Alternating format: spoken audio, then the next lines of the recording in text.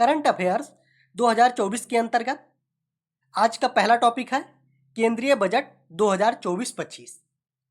आज लगभग 4 से 5 टॉपिक लेंगे जो एग्जाम की दृष्टि से सबसे ज़्यादा इम्पोर्टेंट है।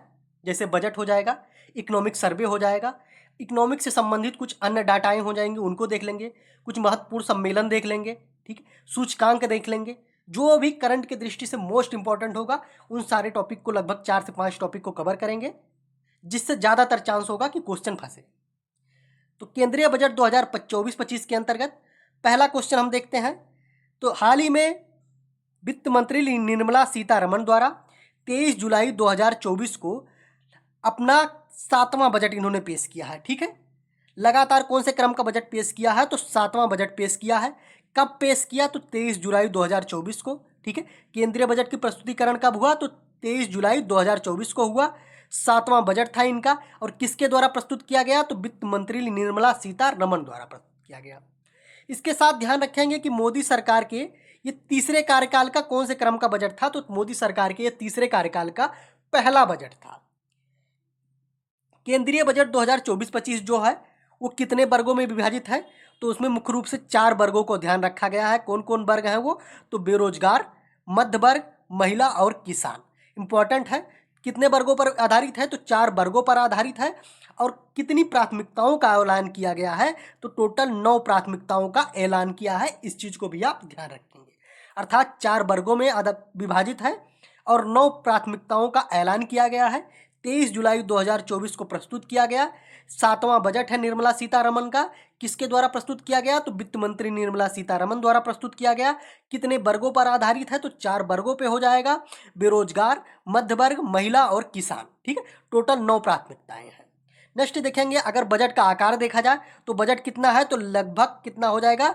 41.28 लाख करोड़ का टोटल बजट प्रस्तुत किया गया है, जो पिछले बजट से कितना अधिक है? तो पिछले बजट से 3.18 लाख करोड़ अधिक है।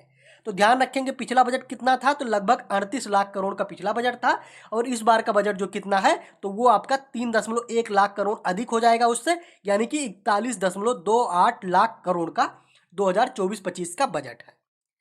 ध्यान देंगे वित्त वर्ष 2024 में भारत की विकास दर कितना रही है? तो वित्त वर्ष 2024 में भारत की विकास दर कितनी रही? तो वो आपका हो जाएगा 8.2%। सबसे मोस्ट इंपॉर्टेंट डाटा हो जाएगा राजकोषीय घाटा। सबसे ज्यादा क्या पूछता है? तो देखेंगे बजट का आकार इंपॉर्टेंट है आपके लिए। राजकोषीय घाटा कितना है? तो टोटल यानी कि सकल घरेलू उत्पाद जो है, यानी कि जीडीपी, ग्रास डोमेस्टिक प्रोडक्ट, उसे सकल घरेलू उत्पाद कहते हैं। तो जीडीपी का 4.9% क्या रहने का अनुमान है? तो भारत का राजकोषीय जो घाटा होगा बजट में प्यार, तो वो कितना रहने का अनुमान है? तो वो 4.9% रहने का अनुमान है। बजट में बिहार के लिए विशेष रूप से, ठीक है, बात की गई है। तो बिहार में क्या किया गया है? तो बजट में बिहार को 59,000 करोड़ रुपए और आंध्र प्रदेश को कितना? तो 15,000 करोड़ रुपए की मदद कराने की मुहैया की घोषणा की गई है। बिहार के लिए, तो बिहार के लिए 59,000 करोड़ रुपए और आंध्र प्रदेश के लिए 15,000 करोड़ रुपए की मदद कराने मुहैया की घोषणा की गई है। ध्यान देंगे बजट में 5 राज्यों के लिए विशेष रूप से बात की गई है। ठीक है, 5 राज्यों से विशेष रूप से बात की गई है, और उनके लिए कौन सी योजना की घोषणा की गई है? तो वो आपका हो जाएगा पूर्वोदय योजना। अब आपसे पूछा जाएगा कि अब की बार बजट यानी कि बजट 2024-25 में पूर्वोदय योजना की घोषणा की गई है, तो पूर्वोदय योजना के अंतर्गत कौन कौन से राज्य शामिल हैं? तो वो आपका हो जाएगा, देखिए 5 राज्य आपस में सटे हुए हैं। बिहार, बिहार से नीचे जाएंगे झारखंड हो जाएगा, झारखंड से अगर पूरब जाएंगे तो पश्चिम बंगाल हो जाएगा, उससे नीचे जाएंगे तो उड़ीसा हो जाएगा, और उससे नीचे जाएंगे तो आंध्र प्रदेश। तो 5 राज्य कहाँ पे हैं? तो इकट्ठा आपस में सटे हुए हैं। तो ध्यान रखेंगे, अगर मैप से आप देखेंगे तो आपको तुरंत याद हो जाएगा। ठीक है, तो बजट में कितने राज्यों के लिए पूर्वोदय योजना की घोषणा की गई है? तो 5 राज्यों के लिए। इसको भी आप ध्यान रखेंगे, कितने राज्यों के लिए? तो 5 राज्यों के लिए पूर्वोदय योजना की घोषणा की गई है, और उसमें से कौन कौन से राज्य हैं? तो बिहार, झारखंड, पश्चिम बंगाल, उड़ीसा और आंध्र प्रदेश हैं।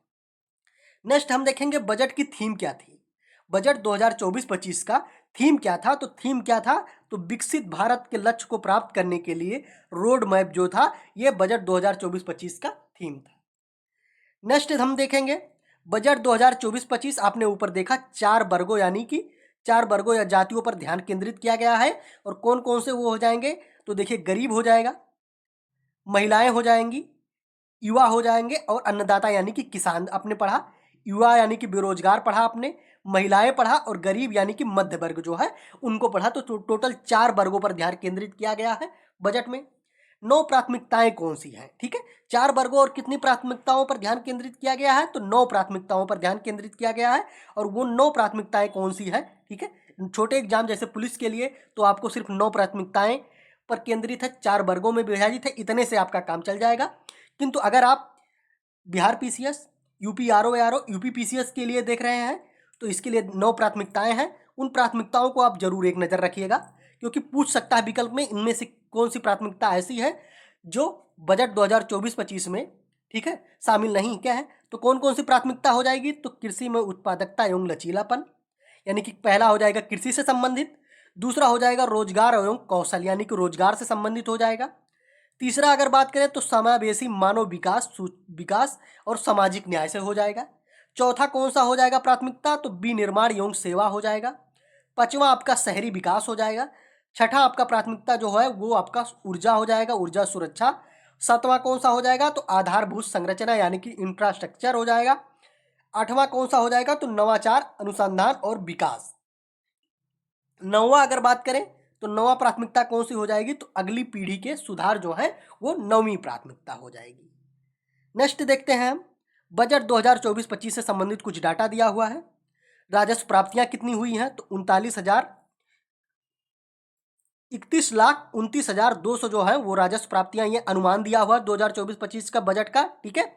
और जिसमें पूंजीगत प्राप्तियां कितनी है, तो 16,91,000, और टोटल करेंगे तो राजस्व प्राप्तियां और पूंजीगत प्राप्तियों को कुल प्राप्तियां कहते हैं टोटल। तो टोटल करेंगे तो 31 और 16 कितना हो जाएगा, तो ये आपका टोटल हो गया 48,20,512। आपने अभी देखा राजकोषीय घाटा जो है 4.9% आपने देखा है, तो ध्यान रखेंगे इतने डाटा से आपका काम चल जाएगा, इससे ज़्यादा आपको देखने की ज़रूरत नहीं है। नेक्स्ट हम देखते हैं केंद्रीय जो बजट आया है, ठीक है, उसमें कहाँ से रुपया सर्वाधिक आया है और कहाँ रुपया सर्वाधिक गया है।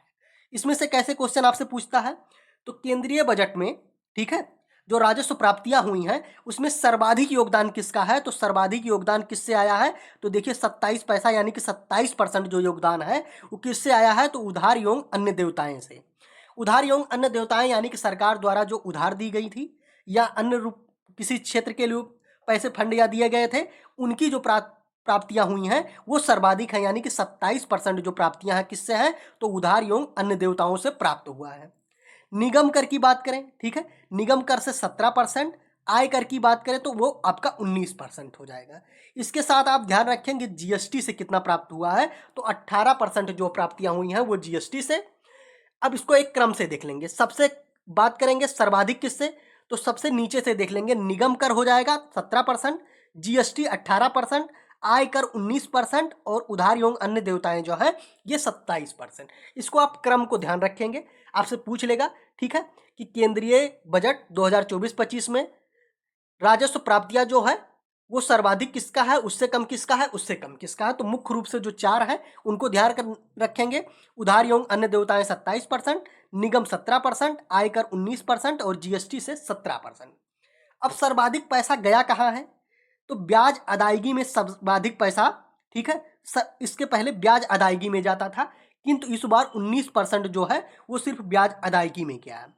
19% से भी ज़्यादा कितना, 21% जो है वो राज्यों को हिस्सा के रूप में हस्तांतरित किया गया, यानी कि पैसा जो है वो कहाँ गया है, तो सर्वाधिक पैसा कहाँ गया, तो लगभग टोटल बजट का 21% वो राज्यों को दे दिया गया है। और उसके बाद सर्वाधिक कहाँ फंड गया है, तो वो हो जाएगा आपका 19%, और ये कहाँ गया है, तो ब्याज अदायगी में जो सरकार पहले से कर्ज ली थी उनको अदा करने के लिए लगभग 19% पैसा चला गया है। तो इसमें ये लगभग 4 से 5 डाटा में आपका काम हो जाएगा, ठीक है। नेक्स्ट हम देखें टोटल जो बजट है विभिन्न पदों के लिए व्यय, यानी कि टोटल बजट जो 48,20,512 करोड़, ठीक है, जो अनुमान था उसमें ब्याज के लिए यानी कि 19% अभी आपने डाटा देखा, ये डाटा के साथ उसका पैसा दिया हुआ है। तो राज्यों के लिए कितना प्रदान किया गया है, तो देखिए इसमें सर्वाधिक कुछ मुख्य डाटा देखेंगे। ब्याज के लिए कितना प्रदान किया गया, तो 11,62,000। रक्षा की देख लेंगे आपने, कौन कौन सा रक्षा के लिए कितना प्रदान किया गया, उसके बाद आपको कृषि एवं कृषि से संबंध कितना प्रदान किया गया और शिक्षा के लिए, तो शिक्षा के लिए 1,25,638 करोड़, ठीक है, यानी कि 1.25 लाख रुपए लगभग शिक्षा के लिए। कृषि की बात करें तो लगभग 1.5 लाख, मोटा मोटा याद करेंगे आप। रक्षा की अगर बात करें तो लगभग 4.5 लाख करोड़ रुपया, और ब्याज में कितना गया है तो वो आपका हो जाएगा 11,62,000 करोड़ के आसपास, यानी कि 11,63,000 करोड़ रुपए के आसपास रक्षा क्षेत्र में गया है। स्वास्थ्य में कितना खर्च किया गया है तो वो आपका लगभग 89,287 करोड़ रुपए आपका शिक्षा क्षेत्र में खर्च किया गया है। ये आपका जो मुख्य इंपॉर्टेंट 4-5 डाटा था उनको आपने देख लिया। नेक्स्ट हम देखते हैं बजट 2024-25 में कौन सी योजनाओं के लिए, कौन सा मुख्य जो योजनाएं हैं उनके लिए कितने पैसे फंड किया गया। तो जो मनरेगा था, नरेगा यानी कि मनरेगा जो है उसके लिए कितने करोड़ रुपए का बजट में अनुदान दिया गया, तो वो आपका हो जाएगा 86,000 करोड़ रुपए, ठीक है। अनुसंधान की अगर बात करें तो लगभग 1,200 करोड़ रुपए। सेमीकंडक्टर का विकास एवं डिस्प्ले में आपका 6,903 करोड़ रुपया। इसमें आप मनरेगा मुख्य रूप से ध्यान रखेंगे, मनरेगा को कितना प्रदान किया गया तो लगभग 86,000 करोड़ रुपया किसके लिए प्रदान की गई है, तो मनरेगा के लिए प्रदान की गई है, ठीक है। नेक्स्ट हम देखेंगे घाटे की जो प्रवृत्तियां हैं, यानी कि जीडीपी में प्रतिशत कौन सा है। तो राजकोषीय घाटा आपने देखा वो 4.9% है। देखिए डाटा 3-4 दिया हुआ है, लेकिन सबसे इंपॉर्टेंट इसमें आपका राजकोषीय घाटा जो बार बार पूछता है। तो राजकोषीय घाटा कितना हो जाएगा, तो 16.13 लाख करोड़ का राजकोषीय घाटा रहा है। और जो जीडीपी का कितना है, तो जीडीपी का 4.9% रहा है। तो ये आपका राजकोषीय घाटा। इसके साथ 3 डाटा और दिया है, तो एक बार नजर में देख लेंगे, किंतु राजकोषीय घाटा आप जरूर याद रखेंगे। राजस्व घाटा की बात करें अगर तो 1.8%, प्राथमिक घाटा की बात करें तो 1.4%, और प्रभावी राजस्व घाटा की बात करें अगर वो तो 0.6% जो है वो प्रभावी राजस्व घाटा रहा है। इसमें आप राजकोषीय घाटा ध्यान रखेंगे 4.9%, और पैसे भी इसका ध्यान रखेंगे 16.13 लाख करोड़ जो है वो आपका राजकोषीय घाटा रहा है। बजट 2024-25 से जो मुख्य रूप से उपयोगी तथ्य हैं उनको एक बार देख लेते हैं। जैसे 10,000 आवश्यक आधारित जैव इनपुट केंद्र स्थापित किए जाएंगे। बजट में कितने जैव इनपुट केंद्र स्थापित किए जाने का प्रावधान किया गया है, तो वो आपका हो जाएगा 10,000। इसके साथ आप बात करेंगे 5 वर्षों की अवधि में 20 लाख युवाओं को कुशल बनाया जाएगा। कितने लाख युवाओं को कुशल बनाने का लक्ष्य रखा गया है, तो वो आपका अगला 5 वर्षों में 20 लाख युवाओं को कुशल बनाने का लक्ष्य रखा गया है। सारी डाटा को नहीं पढ़ेंगे, जो मोस्ट इंपॉर्टेंट है उनको कवर करेंगे। नेक्स्ट हम देखेंगे घरेलू संस्थानों में उच्च शिक्षा के लिए 10 लाख करोड़ रुपए का ऋण, ब्याज कितने परसेंट ब्याज पे, 3% छूट दी जाएगी उस पर। इससे सबसे मोस्ट इंपॉर्टेंट डाटा हो जाएगा मुद्रा ऋण, यानी कि एमएसएमई को बढ़ावा देने के लिए तरुण श्रेणी यानी कि युवा श्रेणी के अंतर्गत लोन मुद्रा को 10 लाख से बढ़ाकर कितना कर दिया गया है, तो ये आपका हो जाएगा 20 लाख रुपए कर दिया गया है। अगला हम देखेंगे प्रधानमंत्री आवास योजना के तहत 10 लाख करोड़ रुपए के निवेश से कितने 1 करोड़ शहरी और एवं मध्यम वर्गीय परिवारों को समस्या हल की जाएगी। कितने प्रधानमंत्री आवास योजना के तहत, तो कितने आवास देने की बात की गई है, तो 1 करोड़ शहरी एवं मध्यम वर्गीय परिवारों को आवास मुहैया कराया जाएगा। नेक्स्ट हम देखेंगे प्रधानमंत्री गरीब कल्याण योजना के अंतर्गत 5 साल के लिए बढ़ाने का फैसला लिया गया है। कौन सी योजना को, तो प्रधानमंत्री गरीब कल्याण अन्न योजना को कितने सालों के लिए बढ़ाने का फैसला लिया गया है, तो वो आपका हो जाएगा 5 साल। अगला हम देखते हैं, अगला आपके लिए जो इंपॉर्टेंट हो जाएगा, मोस्ट इंपॉर्टेंट है पीएम सूर्य घर मुफ्त बिजली योजना।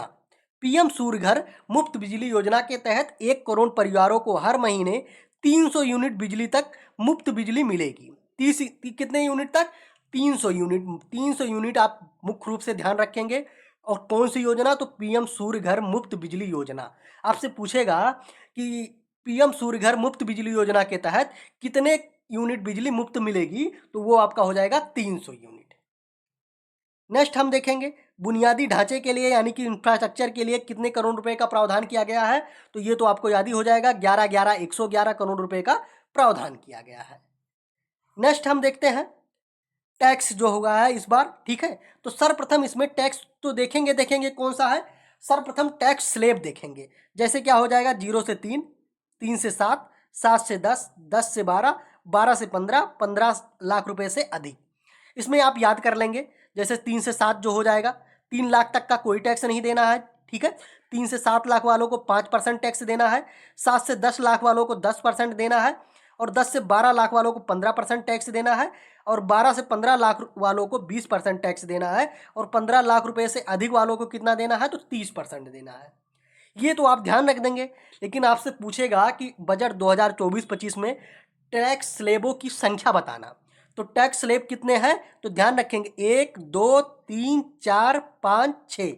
तो टैक्स स्लेबों की संख्या कितनी हो गई है, तो 6 हो गई है। पहले कितना था, 7 था, उसको घटा के कितना किया गया है, तो 6 किया गया है। तो ध्यान रखेंगे। नेक्स्ट क्वेश्चन देखते हैं आपके लिए कौन सा इंपॉर्टेंट है।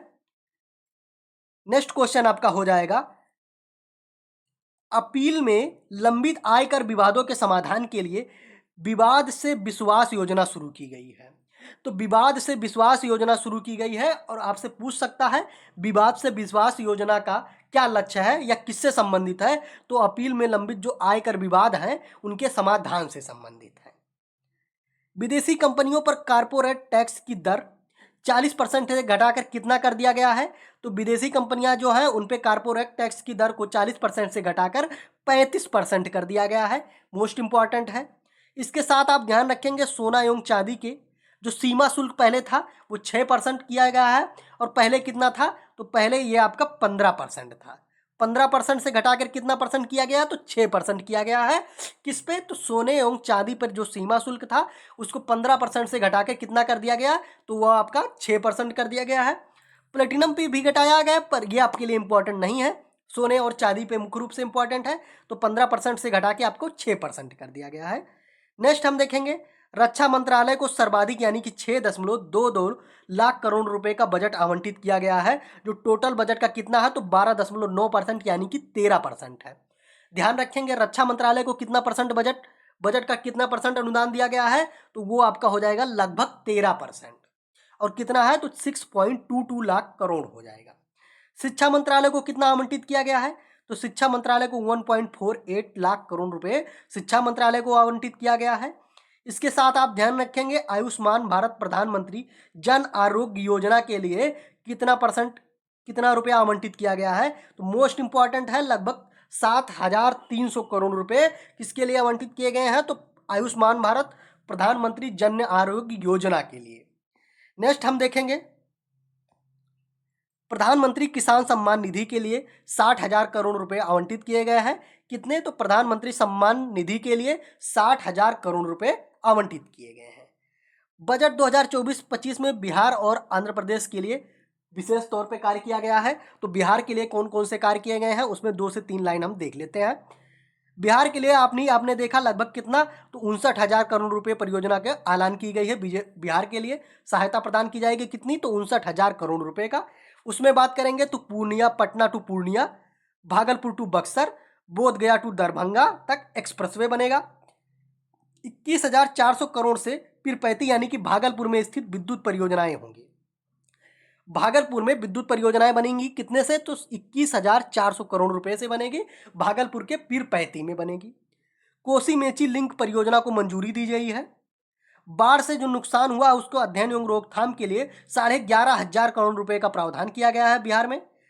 काशी विश्वनाथ के तर्ज पर विष्णु पद मंदिर कॉरिडोर और महाबोधि मंदिर कॉरिडोर का विकास होगा।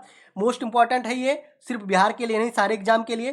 काशी विश्वनाथ मंदिर के तर्ज पर कहाँ पे कॉरिडोर का निर्माण होगा, तो बिहार में विष्णु पद मंदिर कॉरिडोर और महाबोधि मंदिर कॉरिडोर का निर्माण होगा।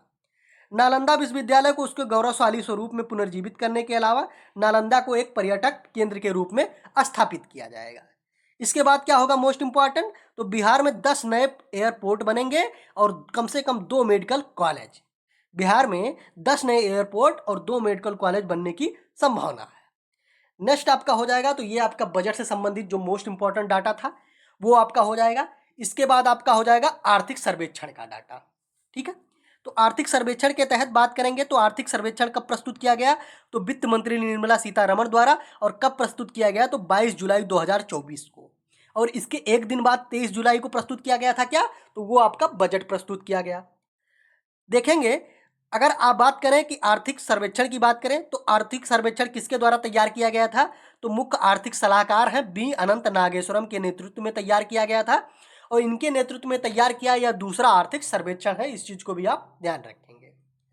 आर्थिक सर्वेक्षण 2023-24 की बात करें तो देखिए एग्जाम की दृष्टि से ये बहुत ज्यादा इंपॉर्टेंट नहीं होता आर्थिक सर्वेक्षण, ठीक है। इसके में क्या होगा कि आप इसमें 1 से 2 टॉपिक जो है एक आध क्वेश्चन इससे पूछ सकता है, बजट से आपसे 2-3 क्वेश्चन पूछ लेगा अगर पूछना चाहेगा वो। तो इसका थोड़ा सा एक डाटा देख लेते हैं, मोस्ट इंपॉर्टेंट जो है वित्त वर्ष 2023-24 में भारत की वास्तविक जीडीपी कितनी बढ़ी है, तो वो आपका हो जाएगा 8.2%। 23-24 में भारत की वास्तविक जीडीपी वृद्धि दर कितनी रही है, तो वो आपका 8.2% होगा। वित्त वर्ष 2024-25 में भारत की जीडीपी 6.5 से 7% के बीच रहने की उम्मीद है, ठीक है। और 23-24 यानी कि पिछला जो बीता हुआ समय रहा है 23-24 का वर्ष, उसमें 8.2 बढ़ी है, और आने वाले समय यानी 2024-25 में कितना बढ़ने के अनुमान है, तो वो आपका 6.5 से 7%। बात करेंगे वित्त वर्ष 2023-24 यानी कि जो बीता हुआ है, जीबीए में कितना वृद्धि हुई है, तो वो आपका हो जाएगा 7.2% की उसमें वृद्धि दर्ज की गई है। अगला हम देखेंगे वित्त वर्ष 2023-24 में वैश्विक वस्तुओं के निर्यात में भारत की हिस्सेदारी कितनी है। मोस्ट इंपॉर्टेंट क्वेश्चन है आपका। वित्त वर्ष 2023-24 में वैश्विक वस्तुओं के निर्यात में भारत की हिस्सेदारी कितनी है, तो यानी कि विश्व में जितना निर्यात हुआ है उसमें भारत कितना निर्यात किया है, तो 1.8% भारत की हिस्सेदारी है। टोटल अगर 100% निर्यात हुआ है विश्व में, तो उसमें भारत कितना निर्यात किया है, तो 1.8% यानी कि लगभग 2% निर्यात में भारत का योगदान रहा है। बेरोजगारी दर की अगर बात करें 2022-23 में वो 3.2% रह गई है, ऐसा सरकार का आंकड़ा है, बाकी हम आप जान रहे हैं किसका आंकड़ा क्या है, ठीक है। वर्तमान में मानव महिला श्रम बल भागीदारी कितना है, मोस्ट इंपॉर्टेंट है। वर्तमान में महिला श्रम बल भागीदारी कितना है, तो ये आपका 37% है, यानी कि टोटल जो लोग काम करते हैं उसमें कितनी परसेंट महिलाएं कार्यरत हैं, तो वो आपका 37% महिलाएं कार्यरत हैं। अगला हम देखेंगे कृषि क्षेत्र में पिछले 5 वर्षों में स्थिर कीमतों पर कितने वार्षिक वृद्धि दर्ज की गई है, तो कृषि क्षेत्र यानी कि प्राथमिक क्षेत्र पे वृद्धि दर कितनी है, तो वो आपका हो जाएगा 4.18%। देखिए कृषि और पशुपालन का जो क्षेत्र होता है वो प्राथमिक क्षेत्र होता है, इंडस्ट्रीज यानी कि उद्योग का जो क्षेत्र होता है वो द्वितीय क्षेत्र होता है, और जो सेवा सेक्टर आता है वो आपका तृतीय क्षेत्र के अंतर्गत आता है, तो आप ध्यान रखेंगे।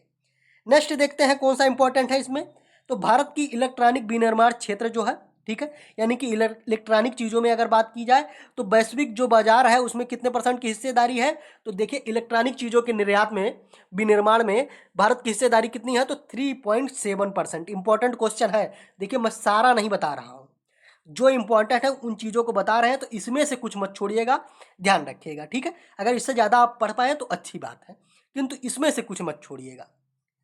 नेक्स्ट हम देखेंगे वित्त वर्ष 2023-24 में सेवा क्षेत्र की अर्थव्यवस्था में कितने परसेंट की हिस्सेदारी है, तो 55% हिस्सेदारी जो है वो सेवा क्षेत्र यानी कि तृतीय क्षेत्र की हिस्सेदारी रही है।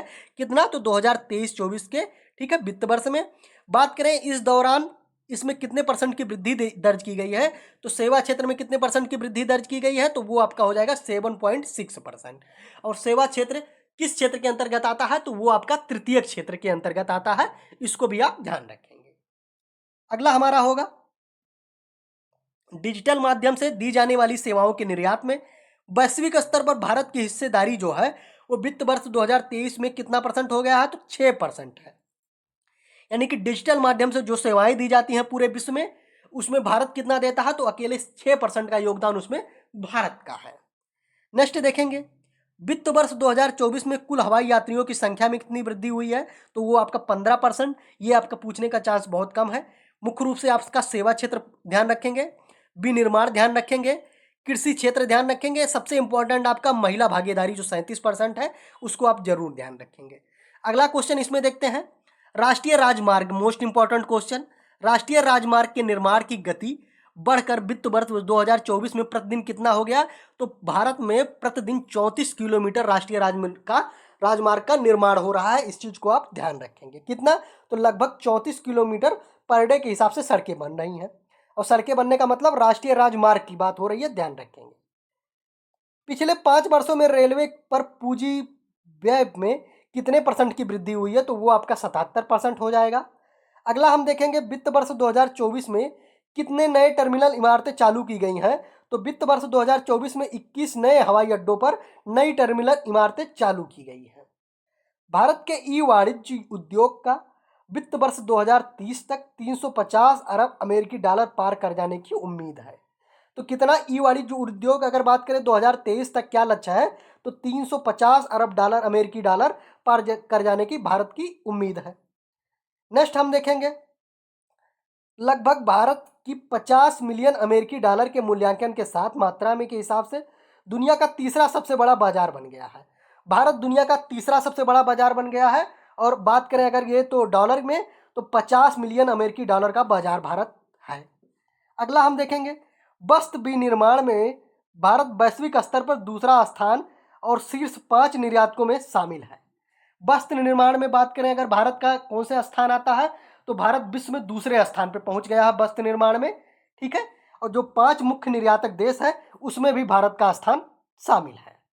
अगला हम देखेंगे, आयुष्मान भारत के तहत 34.7 करोड़ कार्ड जारी किए गए हैं। और बात करें 7.37 करोड़ अस्पताल प्रवेश को कवर किया गया है। तो आयुष्मान भारत के तहत बजट 2023-24 में यानी कि आर्थिक सर्वेक्षण 2023-24 में कितने करोड़ आयुष्मान कार्ड जारी किए गए, तो वो आपका हो जाएगा 34.7 यानी कि लगभग 35 करोड़ आयुष्मान कार्ड जारी किए गए हैं। अगला हम देखेंगे, भारत में इंटरनेट घनत्व की अगर बात करें तो वो 68.2% हो गया है। भारत विशेष रूप से नवीकरणीय ऊर्जा क्षेत्र में आयात हेतु चीन पर बहुत अधिक निर्भर है। नवीकरणीय ऊर्जा क्षेत्र में आयात के लिए भारत सर्वाधिक किस पे निर्भर है, तो वो आपका निर्भरता किस पे है, तो चीन पे हो जाएगा। नेक्स्ट हम देखें, पोषण भी पढ़ाई भी एक कार्यक्रम की शुरुआत की गई है। पोषण भी पढ़ाई भी कार्यक्रम का उद्देश्य आंगनवाड़ी केंद्रों पर विश्व का सबसे बड़ा सार्वभौम उच्च गुणवत्ता वाला प्री स्कूल नेटवर्क विकसित करना है। नेक्स्ट आपका होगा, अनुसंधान एवं विकास प्रगति के तहत वित्त वर्ष 2024 में लगभग 1 लाख पेटेंट प्रदान किए गए हैं, जबकि वित्त वर्ष 2020 में प्रदान किया गया था तो लगभग 25,000 केवल था। इस बार कितना हो गया है, तो 1 लाख हो गया है। अगला हम देखते हैं, तो ये आपका कुछ आर्थिक सर्वेक्षण से संबंधित डाटा हो गया। नेक्स्ट हम देखते हैं जो आपके लिए मोस्ट इंपॉर्टेंट है, विभिन्न सूचकांक। ठीक है, तीसरा आपका टॉपिक हो जाएगा विभिन्न सूचकांक। पहला टॉपिक आपने देखा बजट, दूसरा आर्थिक सर्वेक्षण। लगभग जो मोस्ट इंपॉर्टेंट टॉपिक है उनको सिर्फ आज हम कवर करेंगे। लगभग 5 टॉपिक को कवर करेंगे, क्योंकि उससे ज़्यादा अगर हम कवर करेंगे तो वीडियो बहुत लंबा हो जाएगा। बाकी आपको एग्जाम से पहले लगभग मान के चलिए कि लगभग 500 से 1000 500 क्वेश्चन का तो लगभग ऑब्जेक्टिव एमसीक्यू के रूप में मिल जाएगा, और 2500 से 1000 क्वेश्चन के आसपास आपको लगभग एक मैराथन क्लास करंट की दे देंगे, जिसमें ज़्यादातर क्वेश्चन आपको फंस जाएंगे। तो रिपोर्ट एवं सूचकांक को देखते हैं। बात करें, हेनले पासपोर्ट सूचकांक 2024 जारी की गई है, और ये किसके द्वारा जारी की गई है, तो हेनले एवं पार्टनर्स द्वारा जारी की गई है। बात करें हेनले पासपोर्ट सूचकांक में प्रथम स्थान किसका है, तो वो आपका सिंगापुर। और मोस्ट इंपॉर्टेंट जो है वो भारत का स्थान, तो भारत का स्थान 82वां है। इससे पूर्व कितना था, तो 2023 में 80 था, और 2024 में 2 स्थान बढ़ के 82 हो गया है हेनले पासपोर्ट इंडेक्स सूचकांक में। नेक्स्ट हम देखेंगे जो आपके लिए इंपॉर्टेंट है, एआई तत्परता सूचकांक। इस टाइम एआई बहुत चर्चा में है, तो इस सूचकांक को जरूर देखते हैं। तो एआई तत्परता सूचकांक की अगर बात करें तो ये किसके द्वारा जारी किया गया, मोस्ट इंपॉर्टेंट है, अंतरराष्ट्रीय मुद्रा कोष यानी कि आईएमएफ द्वारा जारी की गई है एआई तत्परता सूचकांक। और इसमें प्रथम स्थान पे सिंगापुर है, और भारत का स्थान कौन सा है, तो 72वां है। वैश्विक ऊर्जा संक्रमण सूचकांक की अगर बात करें तो वैश्विक ऊर्जा संक्रमण सूचकांक किसके द्वारा जारी की गई, तो वर्ल्ड इकोनॉमिक फोरम यानी कि विश्व आर्थिक मंच द्वारा जारी की गई। और इसमें स्वीडन प्रथम स्थान पे है, और भारत का स्थान कौन सा है, 63वां स्थान है। इसके पूर्व कौन सा था, तो 67 नंबर पे था, और वर्तमान में कौन आ गया, तो 63 नंबर पे आ गया। अगला आपका मोस्ट इंपॉर्टेंट डाटा होगा ग्लोबल जेंडर गैप सूचकांक। ग्लोबल जेंडर गैप सूचकांक यानी कि विश्व वर्ल्ड इकोनॉमिक फोरम द्वारा जारी किया गया, विश्व आर्थिक मंच द्वारा। इसमें कौन सा प्रथम स्थान पे है, तो आइसलैंड प्रथम स्थान पे, और 129 स्थान कौन सा है, तो भारत का 129वां स्थान है। पिछली वर्ष कितना था, तो 127 स्थान था, 127 नंबर पे था, और इस वर्ष कितना हो गया है, तो 129 नंबर पे हो गया है। अगला आपका हो जाएगा मोस्ट इंपॉर्टेंट डाटा है ये सारे। ठीक है, बार बार आप वीडियो लगभग 2 से 3 बार देखेंगे, हो सके तो इसका स्क्रीनशॉट ले लीजिएगा, क्योंकि ये मोस्ट इंपॉर्टेंट है। एक बार में हम जानते हैं आपको नहीं याद होगा, लेकिन 2-3 बार आप पढ़ेंगे तो आपको अपने काम की चीजें लगभग याद हो जाएंगी। अगला आपका सूचकांक देखते हैं, पर्यावरण प्रदर्शन सूचकांक। पर्यावरण प्रदर्शन सूचकांक किसके द्वारा जारी किया गया है? तो येल यूनिवर्सिटी अमेरिका द्वारा जारी की गई है। और प्रथम स्थान पे एस्टोनिया है और भारत का स्थान कौन सा है? तो 176 नंबर भारत का स्थान है। मोस्ट इंपॉर्टेंट आपका हो जाएगा वैश्विक शांति सूचकांक। देखिए सारा नहीं याद कर पाएंगे हम, इस चीज को नहीं बोल रहे हैं कि यही, लेकिन जो इंपॉर्टेंट है बार बार पूछा जाता है। तो वैश्विक शांति सूचकांक हो जाएगा, ग्लोबल जेंडर सूचकांक हो जाएगा, हेनले पासपोर्ट सूचकांक हो जाएगा, प्रेस स्वतंत्रता सूचकांक हो जाएगा, मानव विकास सूचकांक हो जाएगा, खुशहाली सूचकांक हो जाएगा। ये सारे मोस्ट इंपॉर्टेंट है, तो इन चीज़ों को तो आप बिल्कुल याद रखेंगे, ठीक है। तो प्रेस में कौन सा हो जाएगा? तो वैश्विक शांति अगर बात करें तो Institute for Economic and Peace द्वारा जारी किया जाता है। और बात करें आइसलैंड वैश्विक शांति में प्रथम स्थान पे है। भारत का कौन सा हो जाएगा? तो वैश्विक शांति में भारत 116वें स्थान पे हो जाएगा। प्रेस की अगर बात करें तो रिपोर्ट्स विदाउट बॉर्डर द्वारा जारी किया जाता है और प्रेस में नॉर्वे जो है वो प्रथम स्थान पे है। और भारत में बात करें तो भारत में, इसको आप ध्यान रखेंगे पुराना डाटा भी, तो भारत 161वें स्थान से घट के कौन से स्थान पे आ गया है? तो 159वें स्थान पे आ गया है प्रेस में। इसके बाद ध्यान रखेंगे आपका मानव विकास। मानव विकास की बात करें तो किसके द्वारा जारी किया गया? तो यूनाइटेड नेशन डेवलपमेंट प्रोग्राम द्वारा, यानी कि संयुक्त राष्ट्र विकास कार्यक्रम द्वारा जारी किया जाता है। पहले स्थान पे स्विट्जरलैंड है और भारत का स्थान कौन सा है? तो 134वां स्थान है। इसके साथ आपका मानव विकास सूचकांक के साथ विश्व खुशहाली रिपोर्ट देखेंगे। विश्व खुशहाली रिपोर्ट की अगर बात करें तो ये सतत विकास समाधान नेटवर्क द्वारा जारी किया जाता है। और पहले स्थान पे कौन सा है विश्व खुशहाली में? तो वो आपका फिनलैंड खुशहाली में पहले स्थान पे, और भारत का स्थान 126 है। 2023 में भी 126वें स्थान पे था और वर्तमान में भी 126वें स्थान पे है, तो ध्यान रखेंगे। इसके बाद कौन सा डाटा हो जाएगा? तो लैंगिक असमानता सूचकांक देखेंगे। ये किसके द्वारा जारी किया गया है? तो ये भी आपका यूएनडीपी यानी कि यूनाइटेड नेशन विकास कार्यक्रम द्वारा जारी किया गया। ये इसमें भी फिनलैंड पहले स्थान पे है और भारत की स्थान कौन सा है? तो 108 नंबर हो जाएगा। अगला आपका हो जाएगा जो इंपॉर्टेंट है भ्रष्टाचार, आप ध्यान रखेंगे, बौद्धिक संपदा ध्यान रखेंगे, और आपका हो जाएगा पेंशन ध्यान रखेंगे जो इंपॉर्टेंट है, और नवाचार ध्यान रखेंगे। ये सारे आपका इंपॉर्टेंट है, ठीक है। तो भ्रष्टाचार की अगर बात करें तो भ्रष्टाचार ट्रांसपेरेंसी इंटरनेशनल द्वारा जारी किया गया। डेनमार्क पहला स्थान है और भ्रष्टाचार में भारत 93वें स्थान पे है।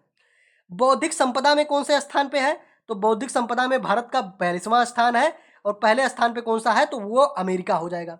अब आप देखेंगे बौद्धिक संपदा और वैश्विक नवाचार दोनों साथ में देखेंगे।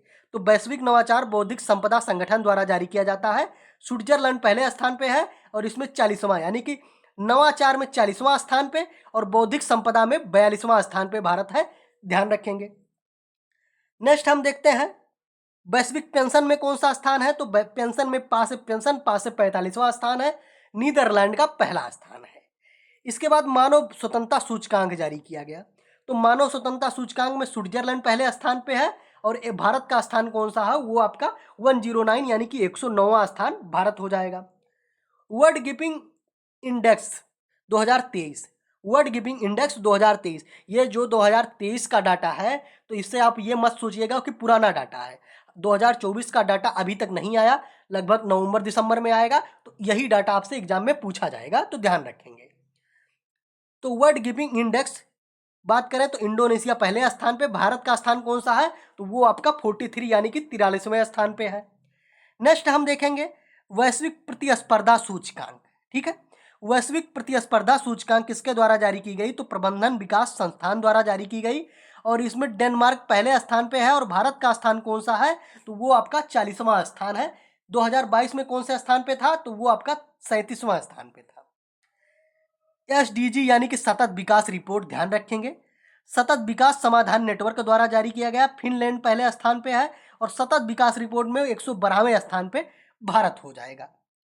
अगला हम देखते हैं आर्थिक स्वतंत्रता सूचकांक, जो इंपॉर्टेंट है, द हेरिटेज फाउंडेशन द्वारा जारी किया गया और सिंगापुर पहले स्थान पे है। भारत का स्थान कितना है? तो आर्थिक स्वतंत्रता सूचकांक में भारत 131वें स्थान पे है।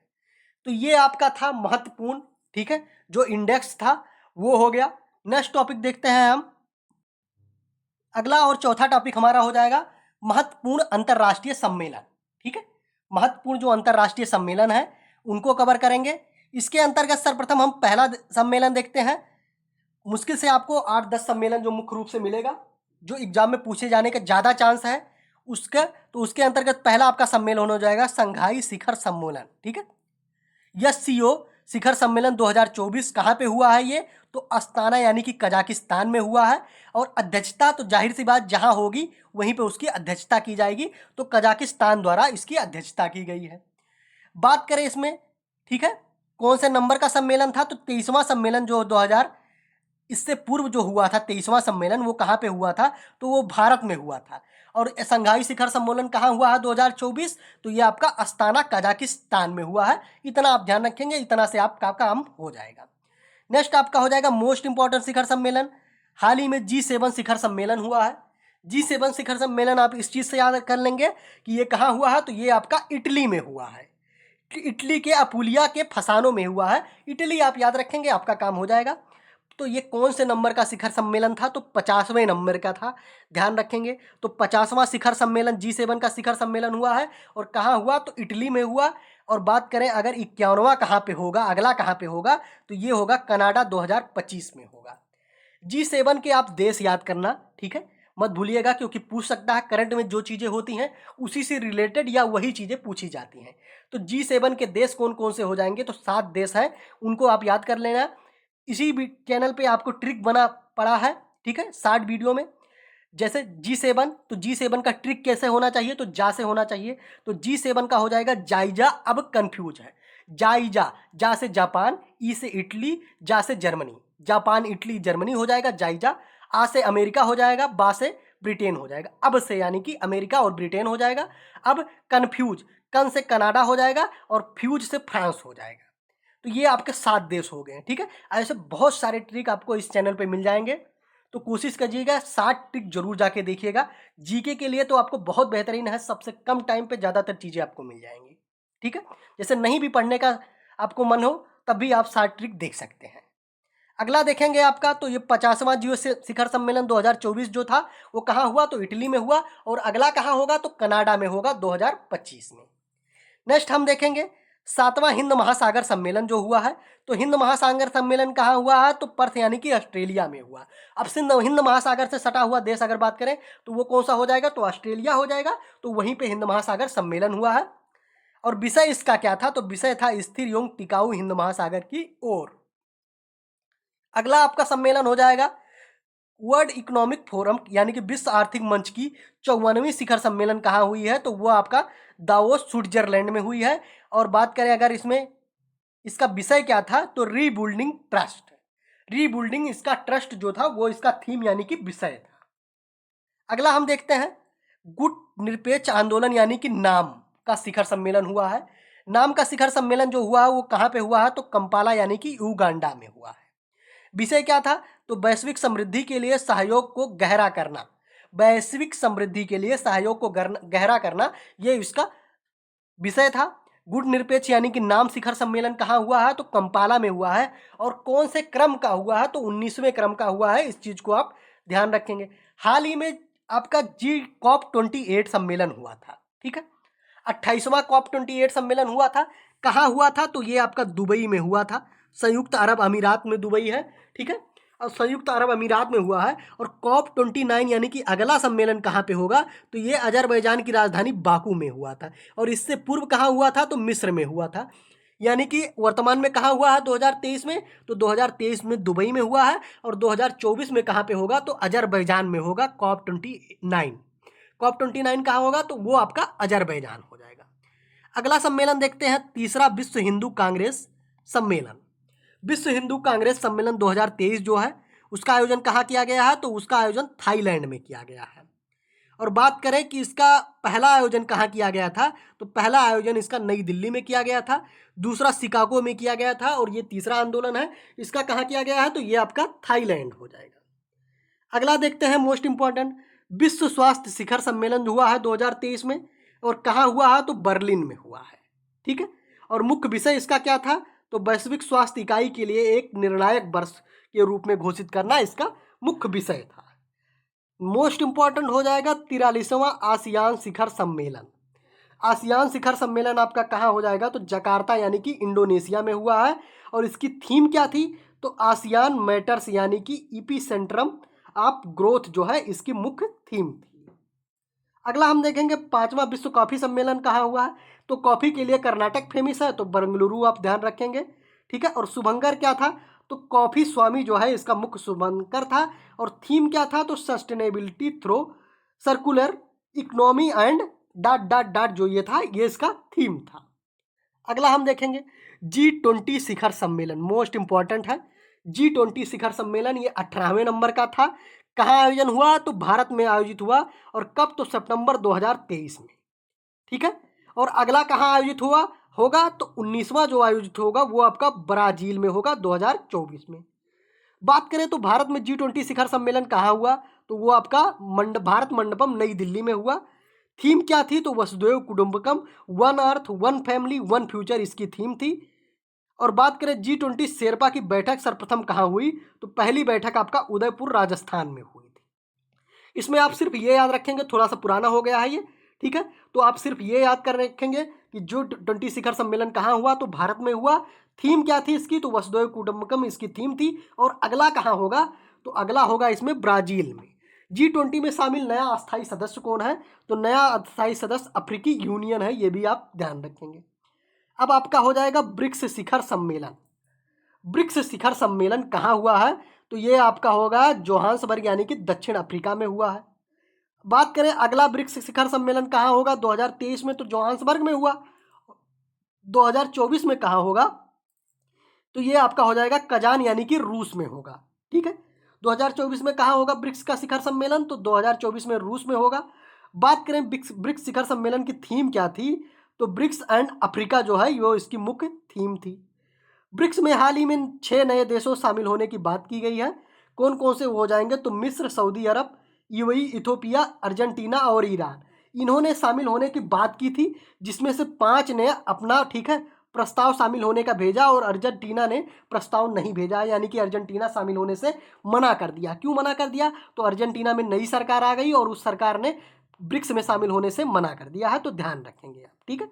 ब्रिक्स में कौन कौन से देश शामिल हैं, तो BRICS जो ब्रिक्स की स्पेलिंग है वही उसमें देश शामिल हुए हैं। तो बी से ब्राजील हो जाएगा, आर से आपका रसिया हो जाएगा, आई से हो जाएगा क्या, तो आई से आपका आई से इंडिया हो जाएगा, आई के बाद सी से चाइना हो जाएगा और एस से साउथ अफ्रीका हो जाएगा। तो ये मुख्य रूप से 5 जो देश हैं, ठीक है, वो ब्रिक्स के मुख्य संस्थापक देश हैं। BRICS, बी से ब्राजील, आर से रसिया, आई से इंडिया, सी से चाइना और एस से साउथ अफ्रीका हो जाएगा, ठीक है। और 5 नए देश शामिल हुए हैं, कौन कौन से, तो मिस्र, सऊदी अरब, यूएई, इथोपिया और ईरान। याद कैसे करेंगे, तो ये पांचों देश एक ही जगह पे स्थित है। मैप आप देखोगे तो सारे इकट्ठा हैं और अर्जेंटीना दूर था तो अर्जेंटीना बाहर हो गया है। नेक्स्ट हम देखेंगे हाल ही में 33वां नाटो शिखर सम्मेलन हुआ है। और नाटो शिखर सम्मेलन 33वां कहाँ हुआ 2023 में, तो लिथुआनिया में हुआ है। और 2024 में कहाँ पे होगा नाटो शिखर सम्मेलन, तो वो आपका हो जाएगा संयुक्त राज्य अमेरिका में। हाल ही में नाटो का 32वां सदस्य कौन बना है, सबसे नया सदस्य शामिल हुआ नाटो में कौन, तो वो आपका हो जाएगा मैड्रिड यानी कि स्पेन 2022 में हुआ था, ठीक है।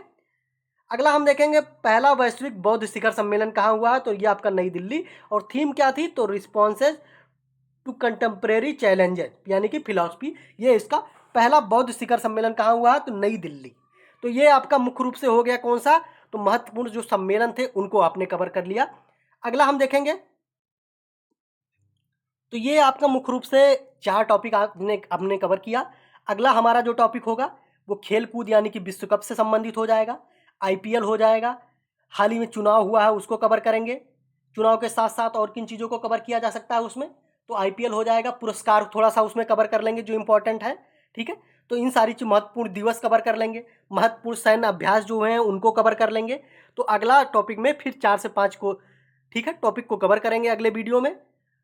तो चलते हैं, वीडियो आपको कैसी लगी, अगर वीडियो आपको अच्छी लगी हो तो लाइक कीजिएगा, चैनल को सब्सक्राइब जरूर कीजिएगा, क्योंकि आने वाले टाइम पे इस पे लगभग 500 से 1000 क्वेश्चन का आपको मैराथन वीडियो मिल जाएगा।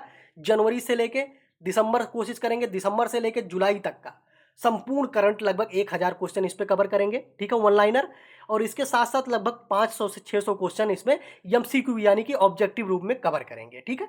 वो एक एक वीडियो के रूप में पड़ेगा जो कम से कम 2.5 घंटे 3 घंटे का वीडियो होगा। जाहिर सी बात है 1000 क्वेश्चन बनेगा तो लगभग आपका 3 से 4 घंटे का वीडियो बनेगा, ठीक है। तो चलते हैं, धन्यवाद।